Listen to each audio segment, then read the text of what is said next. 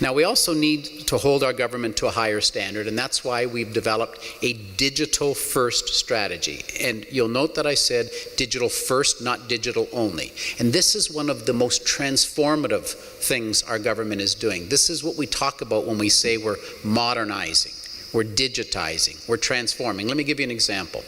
Today, Service Ontario, you'll go to Service Ontario, you'll now be able to, if you choose, go online to renew your driver's license, your vehicle registration, and your health card. You'll be able to do that online. It's going to save the taxpayers $33.5 million, and it will be one of the, it'll also save 10 million in-person hours, transaction hours, by going on to these digital channels. And so this is exactly what we're talking about. I'll give you another example of what we mean when we say we're looking for efficiencies. You know, the Premier has said, and I hate to use the word, but the Premier has said, you know, we're not talking about cuts, we talk about efficiencies. Let me give you a classic example.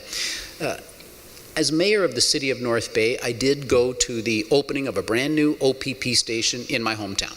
Beautiful new building, wonderfully done, cut the ribbon, all good. Driving back, and for the last 10 years now, driving by the old OPP station on Highway 1117 in North Bay, it sat there in the winter, chimney, smoke is coming out the chimney, somebody's plowing the massive parking lot, it's empty building. In the summer, somebody's cutting the lawns, massive 5-acre property, cutting the lawns, trimming the trees. In the fall, somebody's raking the leaves. That empty building sat there for 10 years with nobody ever going in other than the maintenance people. Cost the taxpayers $1.1 million to leave that building empty. Well, part of our program of modernizing and transforming how we're doing government is doing what's right. Who would do that? Who would do that other than governments, because they don't have to compete with anybody? So about 3 months ago, our government put 135 of those buildings for sale. I went to North Bay and hammered in the for sale sign personally. Personally did it. And on March 25th, we sold the building. It closes today.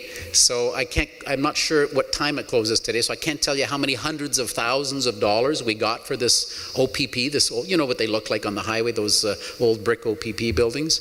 But nonetheless, we no longer have those expenses for the taxpayer. A business person bought the building. He's going to be putting a viable business there, paying taxes to the municipality now. This is a win-win-win. This is what we mean by transforming the government. This isn't about cutting anything. This is modernizing, doing things like you as business people would do.